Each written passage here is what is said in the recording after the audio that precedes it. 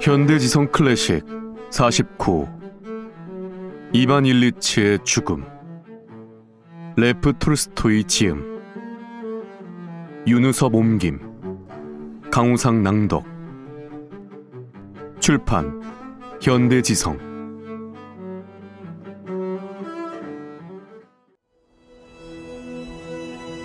이반 일리치의 죽음.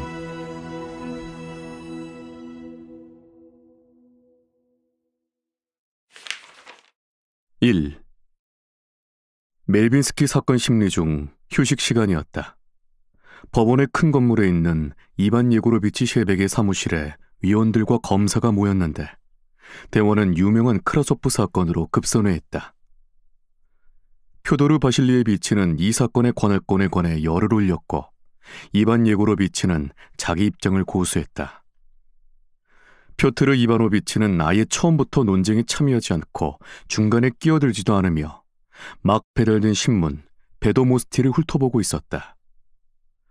여러분, 그가 말했다. 이반 일리치가 죽었다는군요. 정말입니까? 자, 여기 읽어보세요. 그가 말하며 표도르 바실리에비치에게 잉크 냄새가 채 마르지 않은 최신판을 건넸다. 검은색 테두리 안에는 부고가 실려 있었다. 프라스코비아 표도로브나 골로비나는 비통한 마음으로 일가 친척과 친지들께 법원위원인 사랑하는 남편 이반 일리치가 1882년 2월 4일에 별세했음을 삼가 아뢰입니다. 발인은 금요일 오후 1시입니다.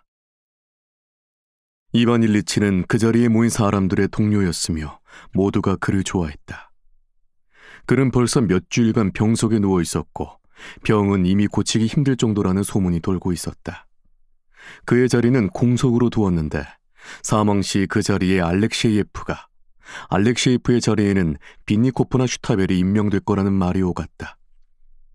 그래서 이반 일리치의 사망 소식을 접하고 사무실에 모인 사람들의 머리에 가장 먼저 떠오른 생각은 그의 죽음이 위원들 자신이나 지인들의 자리 이동과 승진에 어떤 영향을 미칠까 하는 것이었다. 아마도 내가 슈타벨이나 빈니코프의 자리를 받게 되겠지. 표도르 바실리에비치는 생각했다. 그 자리는 오래전에 나한테 약속된 거잖아. 승진으로 새 사무실과 아울러 연봉도 800루블은 인상될 거야. 처남을 칼루가에서 여기로 전근시켜달라고 해야겠어. 표트르 이바노비치는 생각했다. 아내가 무척 기뻐할 거야. 이젠 내가 자기 친정 식구들을 위해 아무 일도 하지 않는다는 말은 못하겠지. 그가 일어날 수 없을 거라는 생각은 했습니다. 표토르 이바노비치가 큰 소리로 말했다. 참 안 됐어요. 그런데 그에게 정확하게 무슨 일이 있었던 건가요? 의사들도 확실한 진단을 내리지는 못했습니다. 진단하기는 했는데 제각각이었던 거죠. 제가 그를 마지막으로 봤을 때는 회복될 것처럼 보였습니다. 저는 축일 이후 그의 집에 들르지를 못했습니다. 늘 생각은 했었는데. 그런데 그에게 재산이 있었나요? 그의 아내에게 뭔가 조금 있기는 한 것 같습니다만 아주 미미해 보입니다. 조문을 가야 할 텐데. 그런데 끔찍이도 먼 데 사는군요. 그러니까 당신네서 멀다는 거군요. 당신 댁에선 어디나 멀죠. 강 건너 산다고 해서 그가 저를 용서해주진 않을 겁니다. 셰백에게 미소를 지어 보이며 표토르 이바노비치가 말했다. 그들은 도시 내 구역 간 거리가 너무 멀다는 등의 이야기를 하며 회의장으로 향했다. 사람들 머릿속에 그의 죽음으로 발생할 수 있는 인사이동과 직무상 변화에 대한 상상을 불러일으킨 것과는 별개로 그 부음을 들은 사람들은 가까운 지인이 죽었다는 사실 자체가 늘 그렇듯 죽은 사람은 자기 자신이 아니라 그 사람이라는 사실에 안도했다. 그래, 죽은 건 그 사람이지. 내가 아니야. 모두가 그렇게 생각하거나 느꼈다. 동시에 이반 일리치에 가까운 지인들, 이른바 친구들은 매우 지겹지만 예의상 어쩔 수 없이 추도식에 참석하고 미망인에게 조문해야 한다는 것도 염두에 두고 있었다. 표도르 바실리에비치와 표트르 이바노비치는 누구보다 고인과 가까운 사이였다. 표트르 이바노비치는 법학원 시절부터 고인의 직이었다. 그래서 그는 문상을 당연한 일로 여겼다. 식사 자리에서 표트르 이바노비치는 아내에게 이반 일리치의 사망 소식과 함께 처남을 자기 지역으로 전근시킬 수 있을지도 모르겠다는 생각을 전하고 나서 늘 하던 대로 휴식을 취할 새도 없이 연미복을 입고 이반 일리치네 집으로 향했다. 이반 일리치 아파트 입구에는 사륜마차 한 대와 영업용 마차 2대가 서 있었다. 아래층 현관 외투거리 옆 벽에는 유약 바른 관뚜껑이 세워져 있었는데 술과 금색 가루로 정성을 들인 가는 끈이 달려 있었다. 그 옆에서 검은 옷을 입은 부인 둘이 외투를 벗고 있었다. 그중 한 명의 부인은 그동안은 이반 일리치의 누이였고 또 한 명은 처음 보는 사람이었다.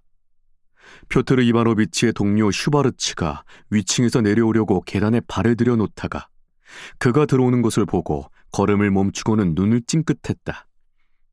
그 표정은 마치 이반 일리치는 참 바보같이 살았어요. 우리는 그렇지 않은데 말이죠. 라고 말하는 것 같았다.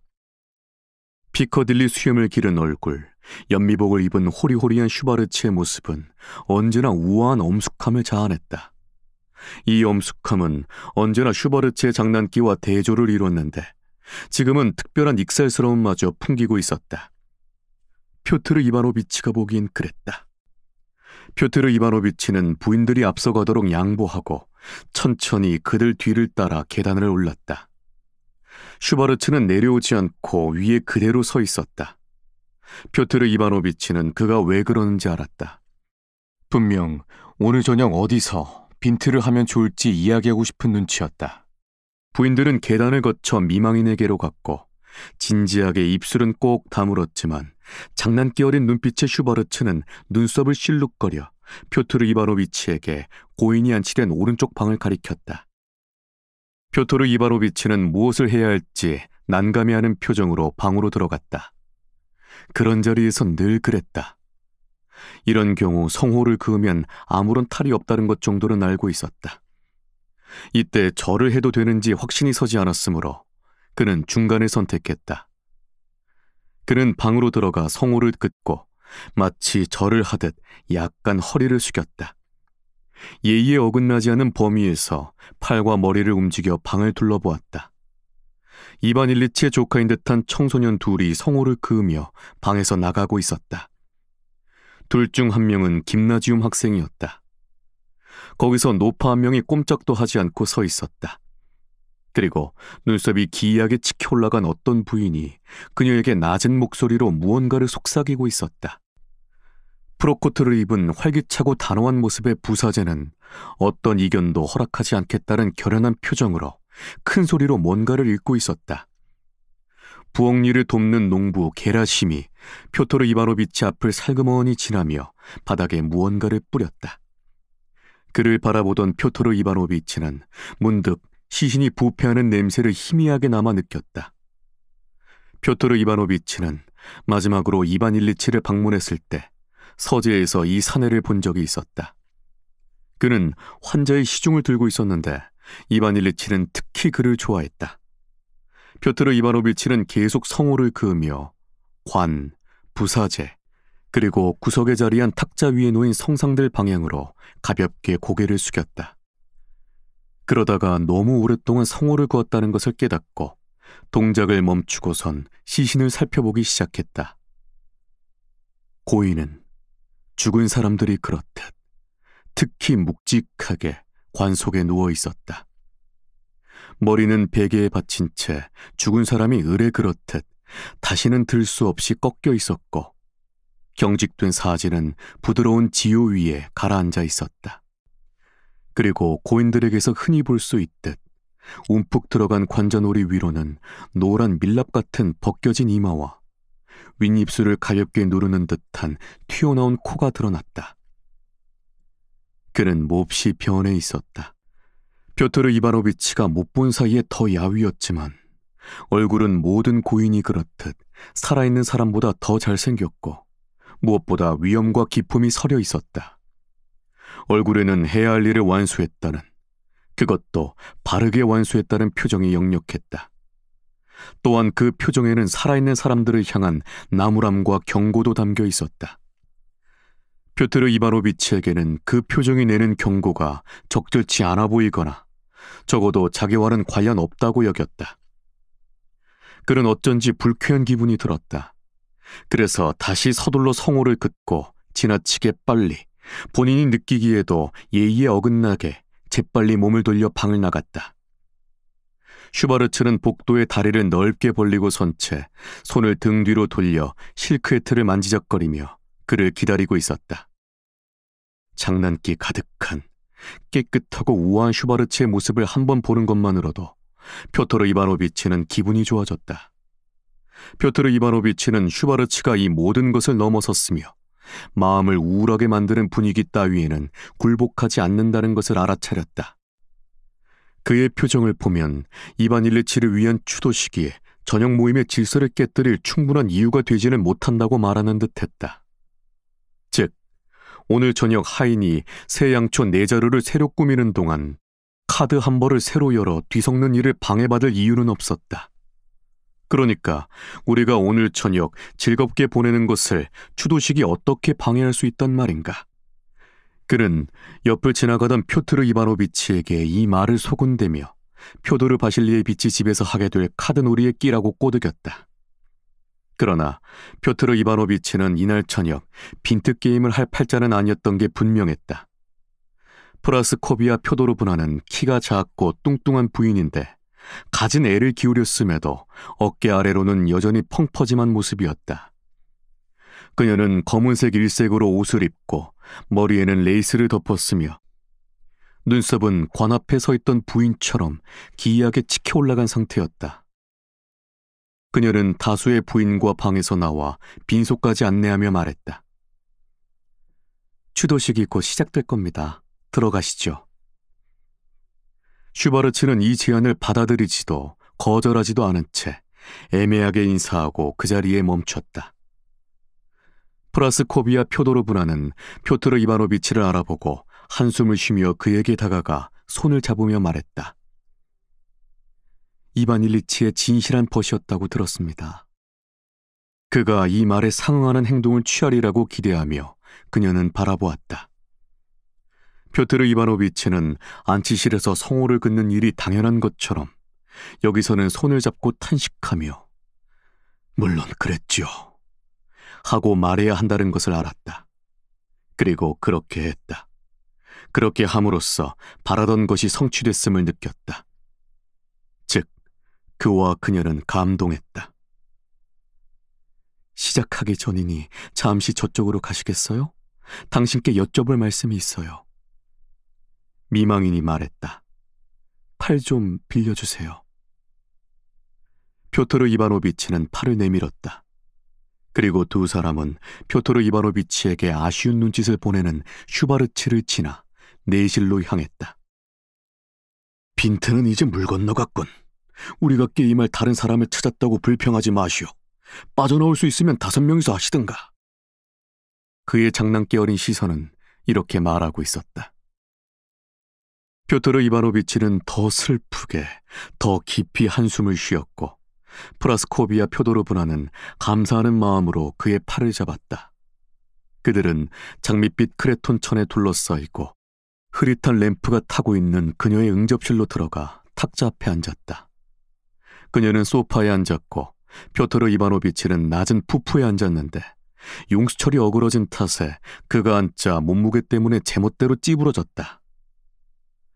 그에게는 다른 의자에 앉으라고 미리 말하고 싶었지만 그렇게 하는 것이 자기 편에서는 어울리지 않는다고 여기고 그녀는 생각을 바꿨다. 뾰트르 이바노비치는 그 푸푸에 앉아 이 응접실을 어떻게 꾸몄는지, 그리고 녹색 나뭇잎이 인쇄되어 있는 장밋빛 크레톤천은 어떠냐고 이반 일리치가 자신에게 조언을 구하던 일을 떠올렸다.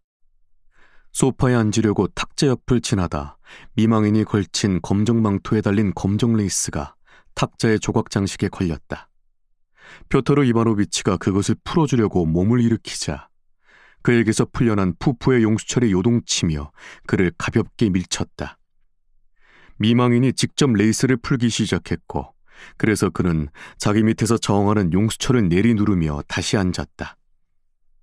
하지만 미망인은 다 풀지 못했고, 그래서 표토르 이바노비치는 다시 몸을 일으켰다. 그 바람에 푸푸는 요동하기 시작했고, 심지어 철커덕하고 소리를 냈다. 이 번잡스러운 일이 끝나자 그녀는 깨끗한 무명수건을 꺼내 들고 울기 시작했다. 표토르 이바노비치는 레이스가 걸린 일과 푸푸와 씨름한 일로 마음이 싸늘해져 얼굴을 찌푸리고 자리에 앉았다. 이 거북한 상황은 이반 일리치의 집사 소콜로프가 프라스코비아 표도로브나가 점찍은 공동묘지의 맷자리 가격이 200루블이라고 보고하러 오면서 끝났다. 그녀는 울음을 멈추고 마치 희생자 같은 표정으로 표토르 이바노비치를 바라보며 프랑스어로 자신이 무척 힘들다고 말했다. 표토르 이바노비치는 당연히 그럴 것이라고 믿어 의심치 않는다는 무언의 신호를 보냈다. 담배 피우세요. 그녀는 너그러우면서도 동시에 우울한 목소리로 말하고 소콜로프와 맷자리 가격 문제에 관해 이야기하기 시작했다. 표토르 이바노비치는 담배에 불을 붙이고 그녀가 다양한 맷자리 가격에 대해 상세하게 묻고 어느 자리로 선택하는지 결정하는 것을 들었다. 맷자리 이야기를 끝내고 나서 그녀는 성가대에 관해서도 지시를 내렸다. 소콜로프가 방을 나갔다. 제가 모든 일을 직접 살핀답니다. 그녀는 탁자 위에 놓인 앨범들을 한쪽으로 밀어놓으며 표트르 이바노비치에게 말했다. 그리고 담뱃재가 탁자를 위협하는 것을 알아차리고 지체 없이 표트르 이바노비치에게 잿더리를 주며 말했다. 슬픔 때문에 실제적인 일에 신경 쓸 수 없다고 하는 것은 가식이라고 생각해요. 위로가 될 수는 없겠지만 그 이와 관련된 일을 이것저것 하다 보면 조금은 주의를 돌리게 되네요. 서름이 복받쳐 다시 손수건을 꺼냈지만 문득 감정을 억누른 듯 원기를 되찾고 조용히 말하기 시작했다. 그래도 당신에게 드리고 싶은 말씀이 있어요. 표토르 이바노비치는 깔고 앉은 푸푸의 용수철이 다시 맹렬하게 요동치지 않도록 조심하며 허리를 숙였다. 그이는 마지막 며칠 동안 대단히 고통스러워했어요. 고통이 극심했나요? 표토르 이바노비치가 물었다. 아유, 말도 못해요. 마지막 몇 분이 아니라 몇 시간 동안 계속 소리를 질렀어요. 3일 밤낮을 계속해서 말로는 표현할 수 없을 만큼 소리를 질러댔죠. 견디기 힘들 정도였답니다. 제가 어떻게 견뎠는지 모르겠어요. 의식은 있었나요? 표트르 이바노비치는 물었다. 네. 그녀가 속삭였다. 마지막 순간까지요. 그이는 운명하기 전 15분 동안 우리와 작별하고 볼로디아를 다른 곳으로 데려가달라고 부탁했어요. 처음에는 유쾌한 소년으로, 학우로, 그 다음에 성인이 되어 동료로서 매우 가깝게 알고 지내왔던 한 인간이 겪은 고통에 관한 생각이 들자 표토르 이바노비치는 자신과 부인이 가식적으로 행동하고 있다는 인식으로 불쾌하면서도 문득 두렵다는 생각이 들었다. 입술과 이마가 닿을 듯한 코가 다시 생각나면서 새삼 오싹해졌다. 사흘 밤낮 동안 끔찍한 고통과 죽음, 그것이 나에게도 일어날 수 있어. 바로 지금, 언제라도. 이렇게 생각하자 잠시 두려움이 엄습했다. 그러나 그 직후 자기도 모르게 이 일이 이반 일리치에게 일어난 일이지 자기에게 일어난 일은 아니며 자기에게는 이런 일이 일어나서도 안 되고 일어날 수도 없다는 평범한 생각이 구원처럼 그에게 찾아왔다. 그런 생각을 하면 우울한 기분에 굴복하게 되지만 슈버르츠가 얼굴로 분명히 이야기했듯 그래서는 안 되는 일이었다. 그리고 그렇게 판단한 표도르 이바노비치는 마음을 가라앉히고 죽음은 오직 이반 일리치에게 일어난 일일 뿐 자기와는 아무 상관없는 일인 양 그의 마지막에 관해 관심을 가지고 자세히 묻기 시작했다. 이반 일리치가 견뎌낸 말할 수 없이 끔찍한 육체적 고통에 대해 세세한 부분까지 다양하게 이야기를 나눈 뒤 미망인은 본론으로 넘어갈 필요가 있다고 생각했다. 하지만 그 세세한 내용을 듣고 나서 표토르 이바노비치가 알게 된 것은 이반 일리치의 고통이 아니라 그것이 프라스코비아 표도르브나의 신경을 얼마나 쇠약하게 했느냐 하는 것이었다. 아, 표토르 이바노비치 참 힘들어요. 정말 끔찍하게 힘들어요. 그리고 그녀는 다시 울기 시작했다. 표토르 이바노비치는 한숨을 쉬고 그녀가 코를 풀기를 기다렸다가 말했다. 저를 믿어주세요. 그리고 그녀는 다시 이야기를 시작하며 그를 보자고 한 용건을 꺼냈다. 바로 남편의 죽음과 관련하여 재무성으로부터 어떻게 돈을 받아낼 수 있을까 하는 것이었다. 그녀는 표토르 이바노비치에게 연금과 관련하여 조언을 구하는 척했다. 그러나 그는 그녀가 남편의 사망과 관련해 재무성으로부터 받아낼 만한 것은 자기보다 더 자세히 알고 있으면서도 어떻게든 조금이라도 더 받아낼 길은 없는지 알아보고 싶어 한다는 것을 알아차렸다. 표토르 이바노비치는 그렇게 할 방법이 있는지 알아보려고 애썼다. 그러나 조금 생각해보다가 예의상 정부는 너무나 구두쇠라고 욕한 뒤 더 받아낼 수는 없을 것 같다고 말했다. 그러자 그녀는 한숨을 짓고 나서 아마도 손님에게서 벗어날 방법을 생각하기 시작하는 것 같았다. 그는 그것을 눈치채고 담배를 끄고 일어나 악수를 하고 현관으로 갔다.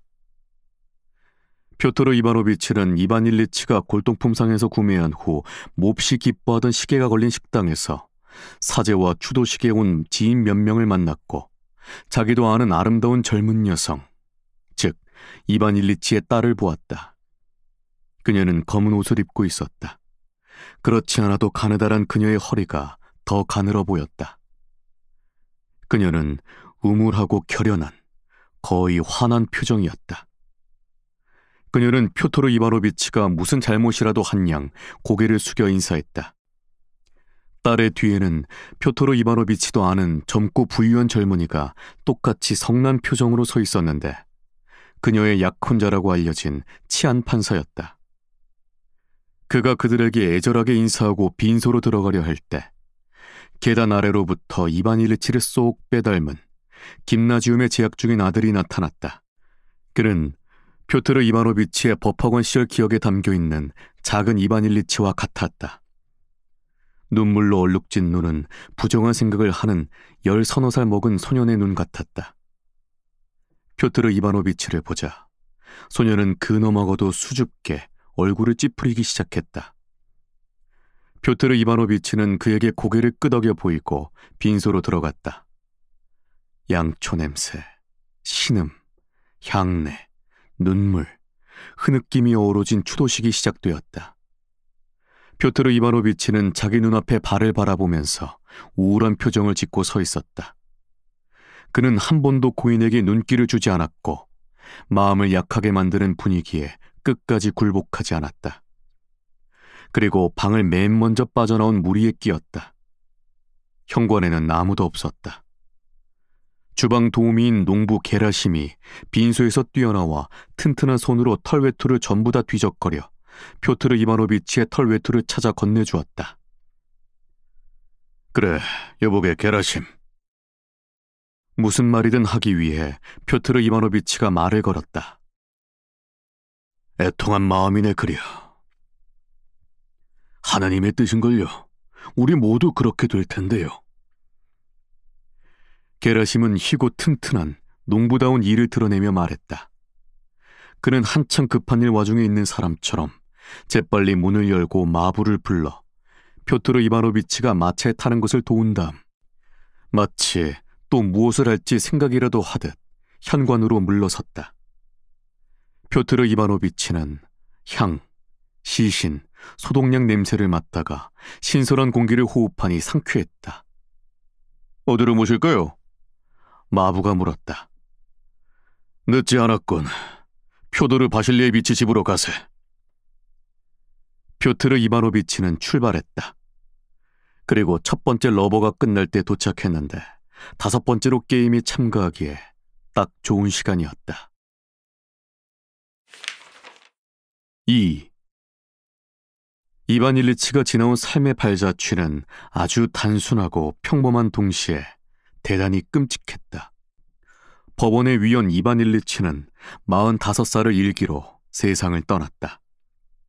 그의 아버지는 페테르부르크의 여러 부처와 부서에서 두루 요직을 거치며 경력을 쌓은 관리였다.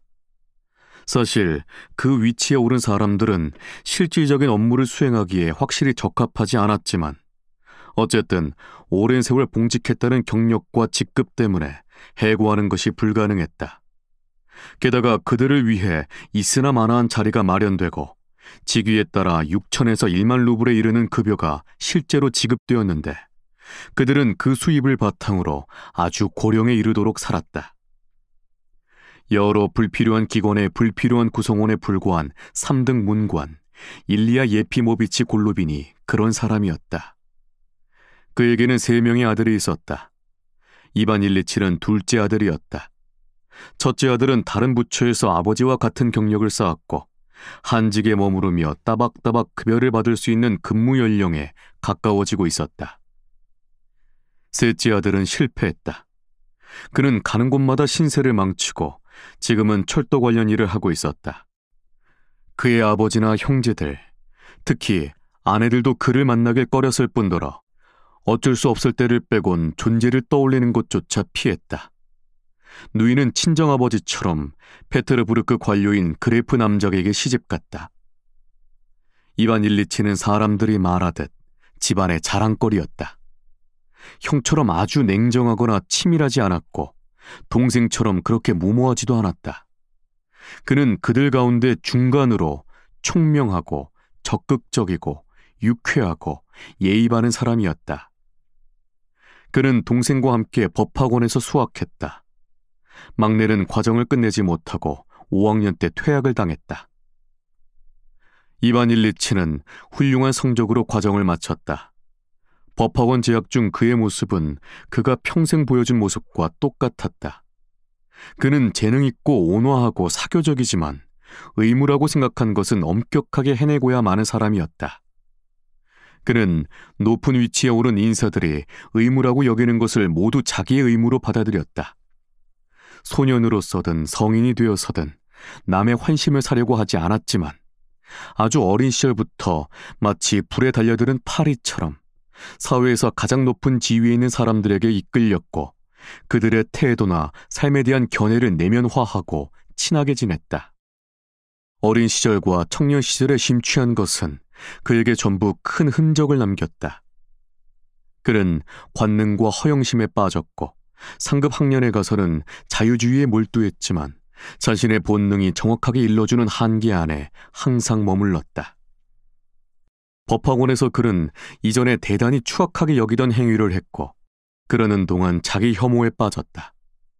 그러나 그 후에 고위층 사람들도 그렇게 할 뿐 아니라 추하게 여기지도 않는 것을 보면서 그것들을 좋다고 인정하지는 않았지만 거기서 완전히 벗어났고 그 기억을 조금도 괴로워하지 않았다. 법학원을 마친 그는 10등관에 임명되었다.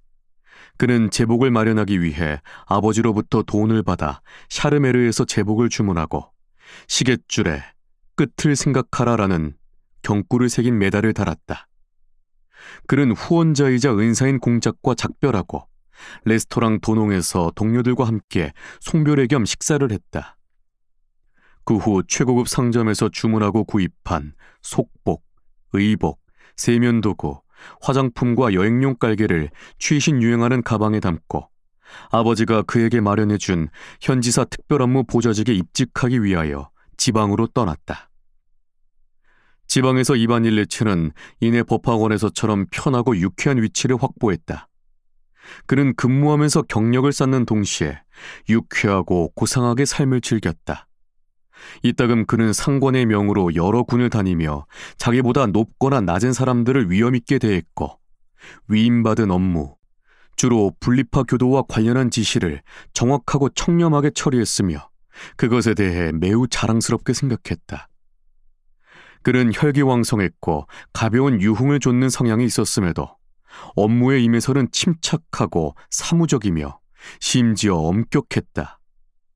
그러나 사회생활 면에서는 종종 장난기 많고 재치 있으며 한 가족처럼 왕래하던 지사와 지사 부인이 말하듯 언제나 선량하고 점잖은 호인이었다. 그는 그 지방에서 세련된 법률가를 따라다니는 부인 중 하나와 어울리기도 하고 여성용 모자 제작자와도 어울렸으며 여행 중인 황제의 부관들과 함께하는 주연회도 참석하고 저녁 식사 후 외진 뒷골목을 찾기도 했다. 그리고 자기 상관, 심지어 그의 아내에게 아첨도 했지만 이런 행동에서도 고상함이 묻어났기에 어떤 나쁜 말도 갖다 붙일 수 없었다. 이 모든 것은 프랑스 속담, 청춘은 날뛰는 법이지에 딱 들어맞았다. 모든 것을 깨끗한 손으로 깨끗한 셔츠를 입은 채 프랑스어로 그리고 무엇보다 최고 상류 사회에서 고위층 인사들의 인정 속에서 그렇게 했다. 이반 일리치는 그렇게 5년을 근무했다.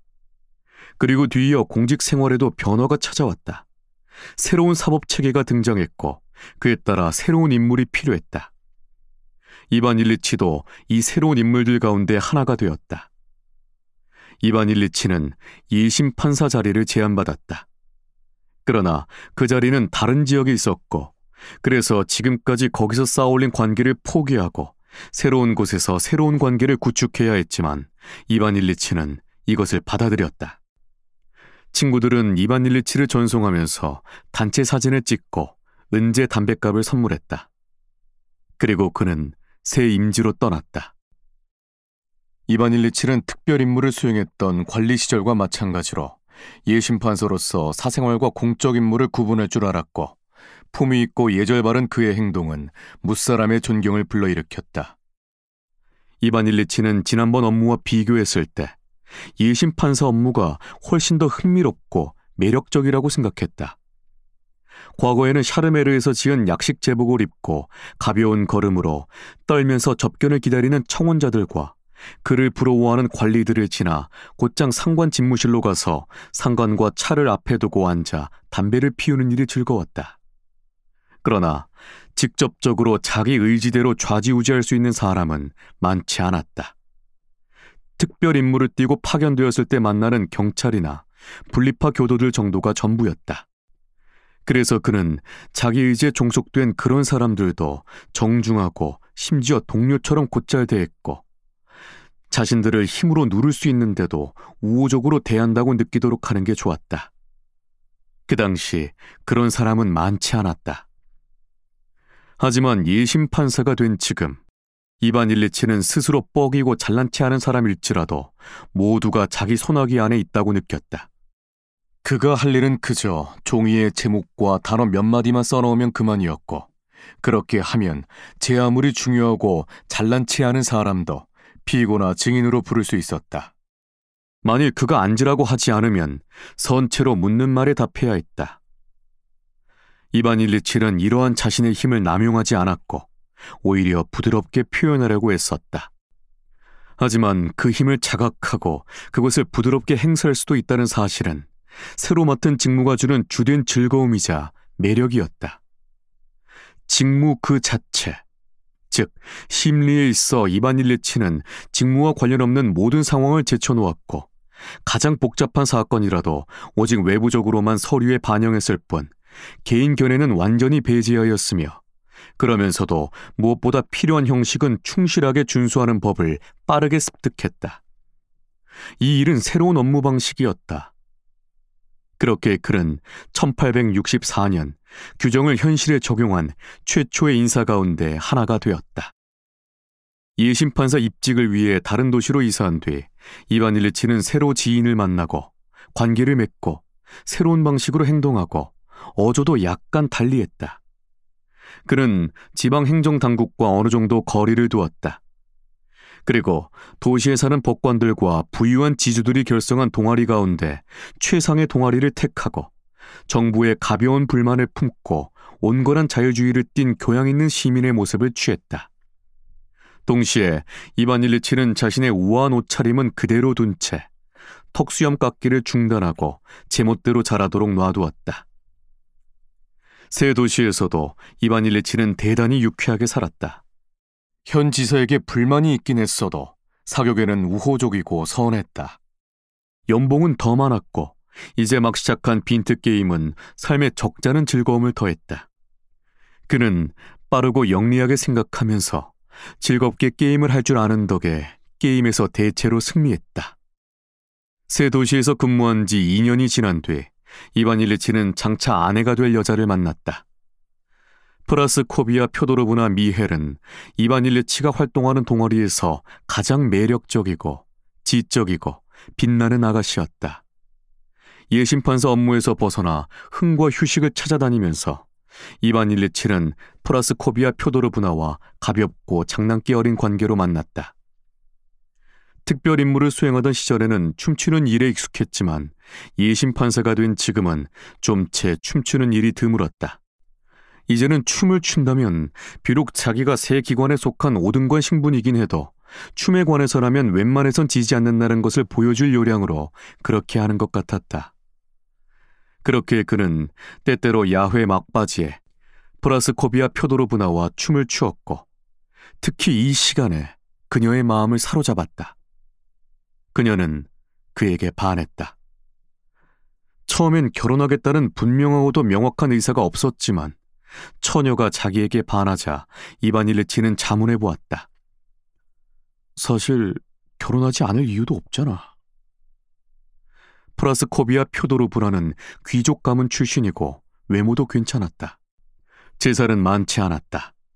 이반 일리치는 더 나은 상대도 기대할 수 있었으나 그녀 정도도 좋았다. 이반 일리치는 봉급을 받았고 그녀에게도 그 정도 재산은 있으리라 기대했다. 좋은 가문 출신에 더해 그녀는 사랑스럽고 선량하고 점잖은 여인이었다. 신부가 사랑스럽고 또한 그녀가 자기 인생관에 감동을 받았으므로 결혼을 택했다고 할 수만은 없었다. 이는 주변에서도 하도 성화를 해서 결혼한 것이라고 한 것만큼이나 잘못이었다. 이반 일리치는 두 가지를 다 고려했다. 즉, 그러한 부인을 얻어서 기분도 좋고 동시에 높은 지위에 있는 사람들이 옳다고 여기는 일을 한 것이다. 그렇게 이반 일리치는 결혼했다. 결혼 과정과 신혼 시절에는 부부의 애정도 끈끈했고 새 가구와 식기, 새 옷과 더불어 아내가 임신할 때까지 너무나 흥겹게 흘러갔다. 그가 삶의 본질이라고 여겼던 가볍고 즐겁고 유쾌하고 언제나 고상하여 사회로부터 인정받은 그런 삶의 방식을 허물어뜨리지도 않을 뿐더러 오히려 강화한다고 생각하기 시작했다. 그러나 임신 초기에 무엇인가 예상치 못하고 불쾌하고 고통스럽고 범절에 어긋나는 일이 발생했는데 그것은 뜻밖이었고 거기서 달아날 수도 없는 것이었다. 부인은 이반 일리치가 보기에는 아무런 이유 없이 그의 표현대로라면 변덕스럽게 삶의 즐거움과 품위를 파괴하기 시작했다. 그녀는 아무 이유 없이 남편을 질투했고 자기에게만 관심을 가져달라고 했으며 사사건건 트집을 잡고 불쾌하고 무례하게 대했다. 처음에 이반 일리치는 이전에 한번 써먹었던 대로 자기 삶을 편안하게 하고 점잖게 대하면서 이 불쾌한 상황을 벗어나길 바랐다. 아내의 기분을 무시하려고 애쓰면서 계속해서 전처럼 편안하고 유쾌하게 살았다. 그리고 카드게임에 친구들을 초대하거나 스스로 클럽이나 친구 집을 방문하기도 했다. 그런데 어느 날 아내는 거친 언사로 격렬하게 욕을 내뱉더니 그 뒤로는 자기 요구를 채워주지 않을 때마다 계속 욕을 해댔다.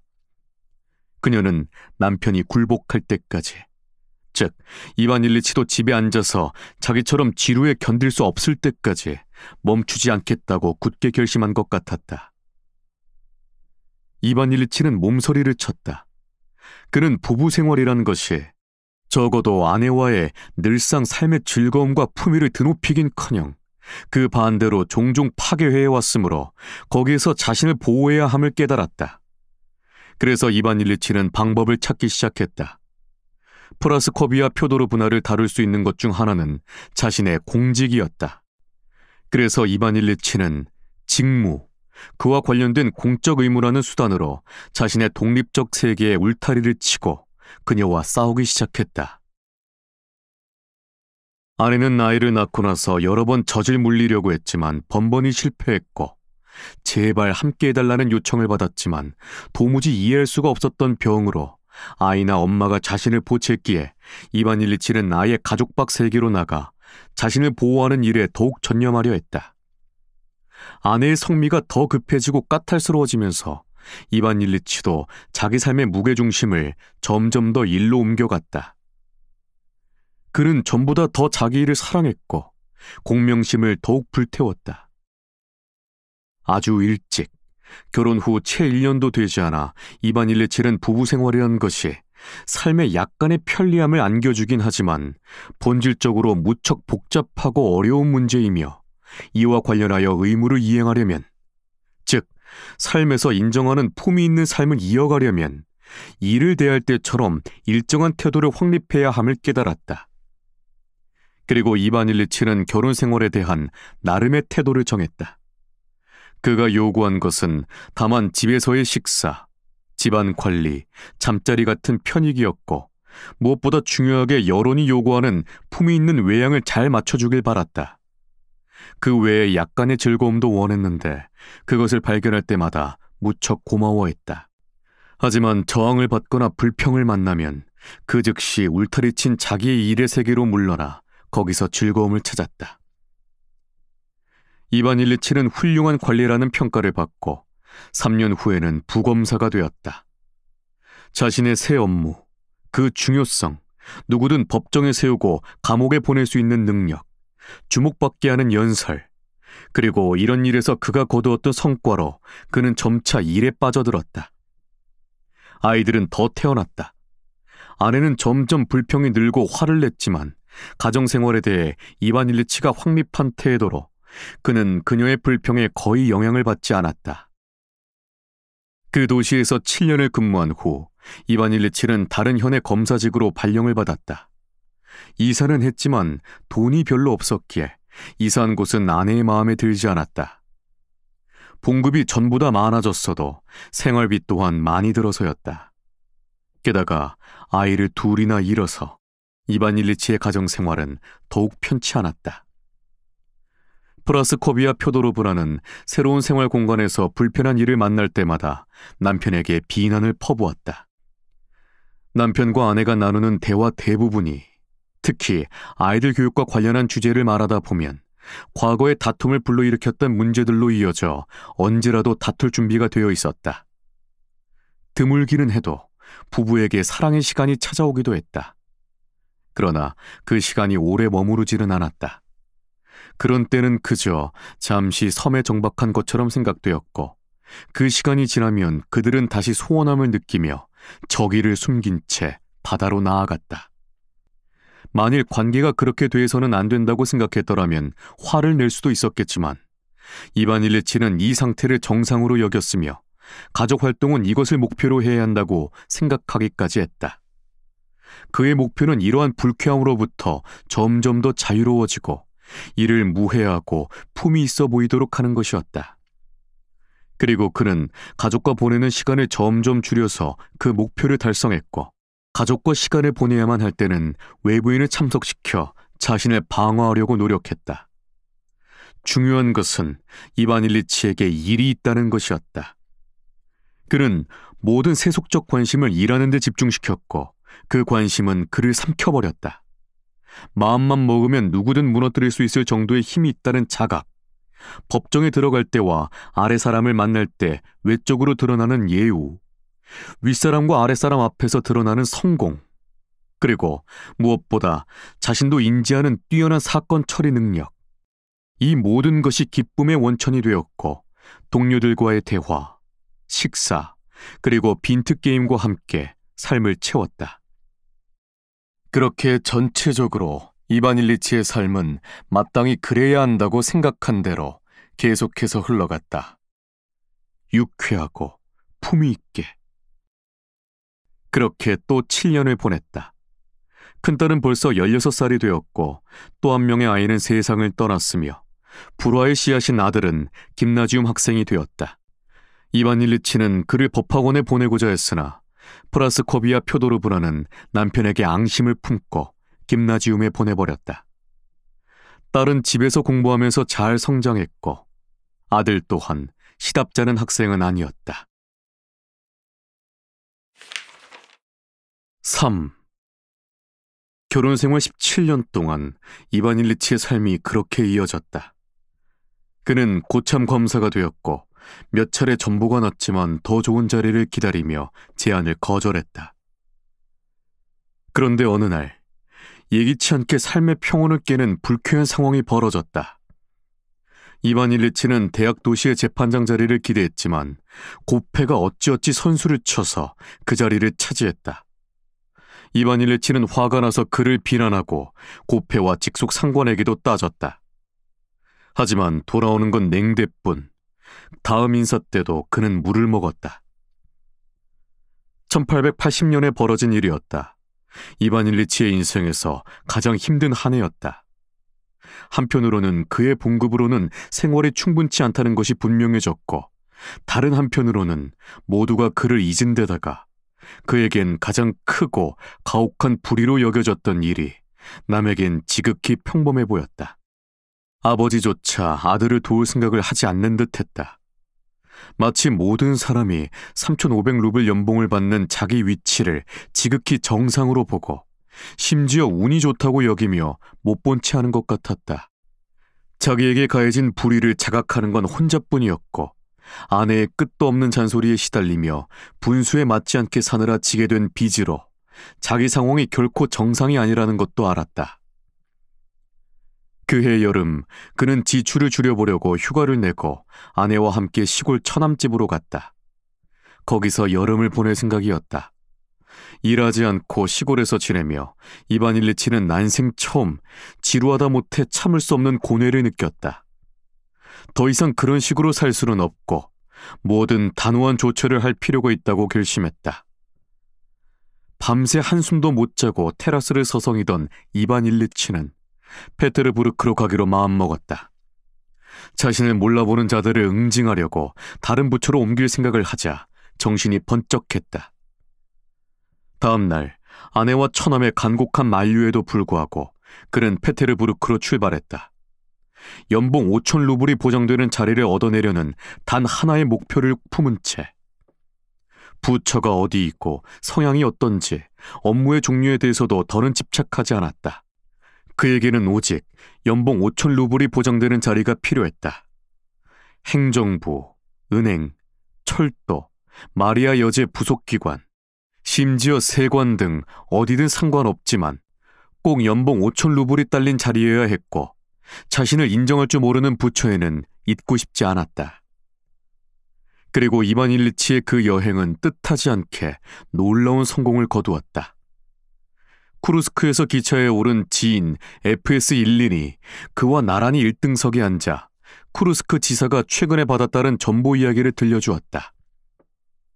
이반 세미노비치가 표트르 이바노비치의 후임으로 임명될 것이므로 법무성에 조만간 큰 변화가 일어나리라는 소식이었다.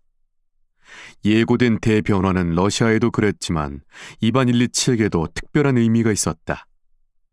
새로운 인물, 즉 표트르 페트로비치와 그의 친구 자르 이바노비치가 임명된다면 이반 일리치에게 대단히 유리한 구도가 만들어지기 때문이었다. 자르 이바노비치는 이반 일리치의 동료이자 친구였다. 모스크바에서 그 뉴스를 사실로 확인했다. 페테르부르크에 도착한 이반 일리치는 자르 이바노비치를 찾아 자신의 전임 부서인 법무성에 확실한 자리를 마련해주겠다는 약속을 받았다. 일주일 뒤에 그는 아내에게 전보를 쳤다. 자르가 밀러 후임, 나의 임명 소식은 가장 먼저 언급 예정. 이런 인사이동 덕분에 이반 일리치는 과거의 자기 부처에서 동료들보다 2단계나 더 높은 자리에 임명되었다. 그 자리는 연봉 5,000루블과 함께 이사 비용으로 3,500루블이 추가로 지급되는 자리였다. 과거 자신을 힘들게 하던 적들과 부서에 대한 악감정은 이내 사라졌고 그는 완전한 행복감을 만끽했다. 그는 아주 오랜만에 유쾌하고 만족스러운 기분으로 시골로 돌아왔다. 프라스코비아 표도르브나 또한 더할 나위 없이 기뻤고 둘 사이에는 화해 분위기가 감돌았다. 이반 일리치는 페테르부르크에서 모두가 어떤 식으로 축하해 주었는지, 그의 적들이 모두 얼마나 부끄러워하며 지금은 자기 앞에서 얼마나 굽신거리는지, 자기 지위를 얼마나 부러워하는지, 특히 페테르부르크에서 모두가 그를 얼마나 사랑했는지를 이야기했다. 프라스코비아 표도르브라는 그 이야기를 빠짐없이 들으면서 짐짓 다 믿어주는 것 같았다. 아무 대꾸도 하지 않으면서 그들이 이사갈 도시에서 새롭게 꾸릴 삶에 대한 계획만 세웠다. 이반 일리치는 이 계획이 자신이 그리던 것이었고 둘의 의견이 일치했으며 삶이 심하게 흔들렸다가 다시금 진정한 유쾌함과 품위를 회복한 것 같아서 기뻤다. 이반 일리치는 단지 잠시 시골로 돌아왔을 뿐이었고 9월 10일부터는 새 업무를 해야 했다. 그 외에도 새 도시에 자리를 잡고 지방에서 모든 것을 운반해오고 또 많은 것을 구입하고 주문할 시간이 필요했다. 요컨대 그가 생각한 대로 프라스코비아 표도르브나가 마음속으로 결정한 그대로 정리가 되어야 했다. 이제 모든 것이 순조롭게 정리되고 두 사람의 목표도 일치하고 그 외에도 함께 지냈던 시간이 길지 않아서인지 그들은 신혼초 이래 오랜만에 다시 다정해졌다. 이반 일리치는 당장 가족을 데리고 가려 했지만 그와 가족에게 갑자기 상냥하고 친밀하게 대하기 시작한 처남 내외가 고집을 피우는 바람에 홀로 떠나야 했다. 이반 일리치는 혼자 그렇게 떠났다. 자신의 성공과 부부간 화해가 빚어낸 유쾌한 기분은 서로 상승작용을 일으키며 내내 그를 떠나지 않았다. 부부가 지금껏 꿈꾸던 그런 멋진 집도 구했다. 널찍하고 높고 고풍스러운 응접실, 편안하고 넓은 서재, 아내와 딸의 방, 아들 공부방, 이 모든 것이 특별히 그들을 위해 세워진 것 같았다. 이반 일리치는 내부 수리에 손수 참여하여 벽지를 고르고 가구, 특히 골동품을 샀는데 특별히 우아한 스타일로 덮개를 씌웠다. 모든 것이 착착 진척되어 그가 그려둔 이상적인 수준에 점점 가까워졌다. 반 정도 수리가 끝났을 때 결과는 이미 기대치를 넘어설 정도였다. 모든 준비가 끝나면 내부는 참으로 고상하고 우아하며 천박함과는 거리가 멀 것으로 기대했다. 그는 잠을 청하며 응접실이 어떤 모습으로 바뀔지 상상해 보았다. 아직 미완인 응접실을 보면서는 벌써부터 벽난로, 병풍, 책장, 산지한 걸상, 벽에 걸린 크기가 각기 다른 접시들, 그리고 청동 제품이 제자리에 있을 때를 그려보았다. 같은 취향을 지닌 파샤와 리잔카를 놀라게 할 생각을 하니 기쁘기 그지없었다. 그들은 결코 이런 수준까지는 기대하지 못했을 테다. 무엇보다 모든 것에 특별히 고상함을 더할 골동품을 발견하고 이를 저렴하게 매입하는 데도 성공했다. 하지만 가족에게 보낸 편지에서는 그들을 놀라게 할 심산으로 일부러 실제보다 좋지 않게 소개했다. 이 모든 일에 너무나 사로잡혀 있었으므로 그토록 고대했던 새 임무에도 제대로 관심을 기울이지 못할 정도였다. 심지어 재판 중에 정신이 딴 데로 가 있던 순간도 있었다. 커튼에는 어떤 종류의 처마 장식이 어울릴지, 직선이 어울릴지 곡선이 어울릴지 고민하느라 그러기도 했다. 그는 너무나 그 일에 몰두한 나머지 자주 부산을 피웠고 가구를 옮겨놓거나 스스로 커튼을 다시 달기도 했다. 한 번은 어떻게 휘장을 걸치길 원하는지 전혀 감을 잡지 못하는 한 도배장이에게 시범을 보이려고 몸소 사다리에 올라갔다가 발을 헛디뎌 떨어지고 말았다. 그러나 튼튼하고 기민했기에 그는 넘어지지 않고 버텼고 단지 틀 손잡이의 옆구리를 부딪혔을 뿐이었다. 다친 부위는 아팠지만 이내 통증은 가셨다. 이반 일리치는 당시 유난히 쾌활하고 건강했다. 15년 정도 젊어진 느낌이다 라고 썼을 정도였다. 9월 말까지는 끝날이라고 생각했지만 공사는 10월 중순까지 이어졌다. 그 대신에 집은 무척 아름다웠다. 자기 혼자만 그렇게 본 것이 아니라 집을 본 사람들은 모두 그렇게 말했다. 실상으로 부유하지는 않지만 부자처럼 보이고 싶어서 결국에는 서로가 닮아 보이는 사람들이 흔히 갖고 싶어하는 것이 있었다. 다마스크, 흑단, 꽃, 양탄자, 그리고 동제품이 그랬다. 어둡고 빛나는 것, 그 모든 것은 특정 부류가 높은 계층의 사람들을 담기 위해 손에 넣는 것이었다. 그의 경우에도 구분이 불가능할 정도로 비슷했다. 하지만 그에게는 모든 게 특별해 보였다. 그는 가족을 역에서 맞이하여 공사가 끝나고 조명을 밝힌 아파트로 데려왔다. 집에서는 흰 넥타이를 맨 하인이 꽃으로 장식한 현관문을 열어주었다. 그 다음 그들은 응접실과 서재로 들어가 보고 환호성을 질렀다. 그는 무척 행복했다. 그들을 구석구석 안내하고 돌아오는 찬사에 흠뻑 취했다. 얼굴은 만족스러움으로 빛났다. 그날 저녁 차를 마시면서 프라스코비아 표도르브나가 그런데 어쩌다가 넘어졌냐고 물었을 때 그는 웃으며 어떻게 몸을 날려 도배장애를 놀라게 했는지 행동으로 보여주기까지 했다. 나를 이유 없이 체조선수라고 부르는 게 아니지. 다른 사람 같았으면 크게 다쳤을지 모르지만 나는 여기만 살짝 부딪혔어요. 부딪혔을 때는 아팠지만 통증은 벌써 사라지고 있어. 단순한 타박상이요. 그렇게 그들은 새 집에서 생활하기 시작했다. 완전하게 자리를 잘 잡고 나자 언제나처럼 방 하나가 부족했고 새 수입으로도 언제나처럼 돈이 아주 조금 500루블 정도 부족했지만 그렇더라도 정말 흡족한 생활이었다. 특히 모든 것이 채 정돈되지 않아 여전히 정리가 필요했으므로 매입하고 주문하고 위치를 옮기고 조정이 가능한 초창기가 서로에게 좋았다. 남편과 아내 사이에 약간의 의견 차이가 있었지만 두 사람은 매우 만족했고 할 일이 너무 많아 모든 일은 큰 다툼 없이 해결되었다.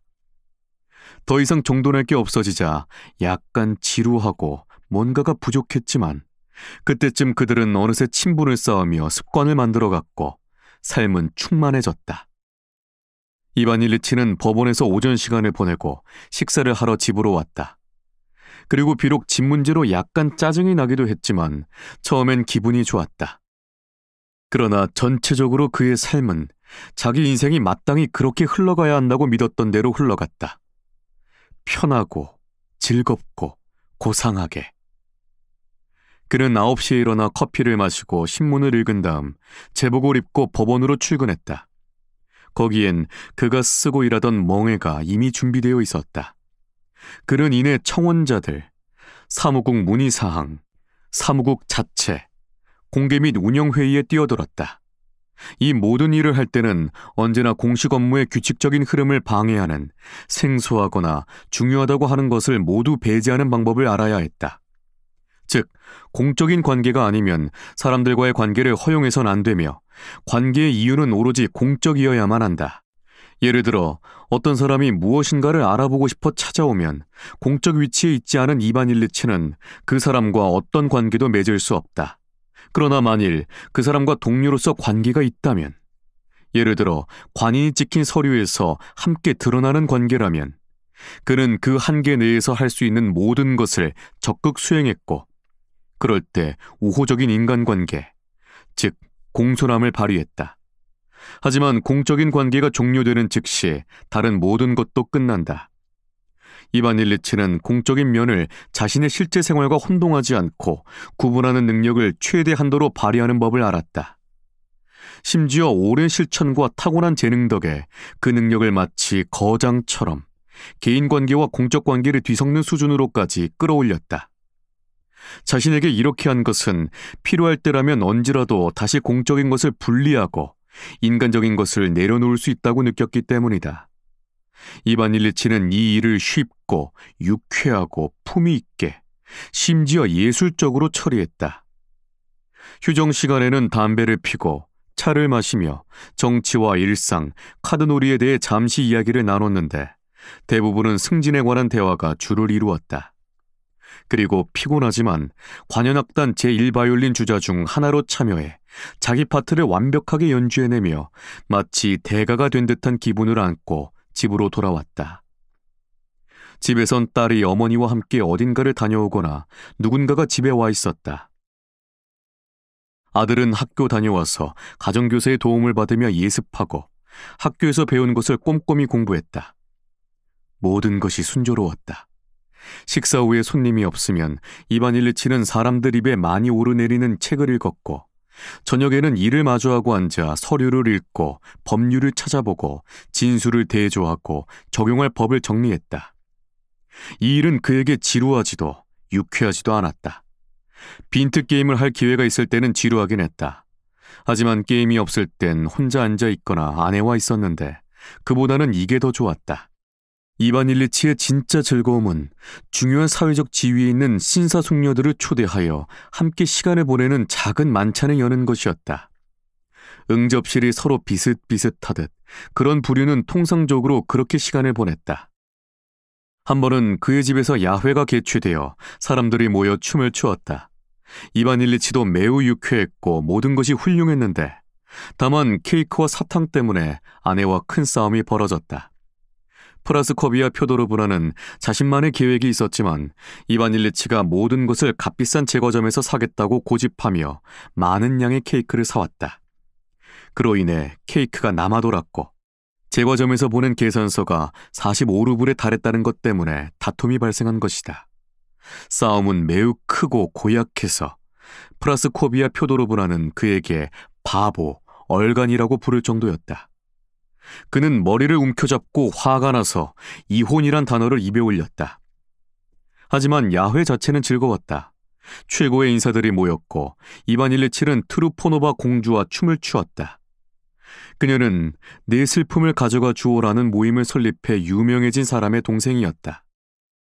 직무상 기쁨은 자부심에서 오는 기쁨이었고 사회적 기쁨은 공명심에서 오는 기쁨이었다. 그러나 이반 일리치의 진정한 기쁨의 원천은 빈트 게임이었다. 삶에서 어떤 불쾌한 일이 일어나든지 간에 다른 모든 것 앞에서 촛불처럼 빛나게 하는 기쁨은 일과 후 좋은 놀이꾼들과 부드럽게 말하는 파트너와 하는 빈트 게임이라고 생각했다. 게임은 반드시 4인조로 하고 영리하고 진지하게 빈트 게임을 하고 난 뒤 저녁 식사를 하고 한 잔의 포도주를 마시는 기쁨은 이루 말로 표현할 수 없을 정도였다. 빈트 게임 후, 특히 간신히 이겼을 때 이반 일리치는 특히 좋은 기분으로 잠자리에 들었다. 그들은 그렇게 살았다. 그들을 중심으로 최고의 사교 동아리가 만들어져 거기에 중요한 인사들과 젊은이들이 출입했다.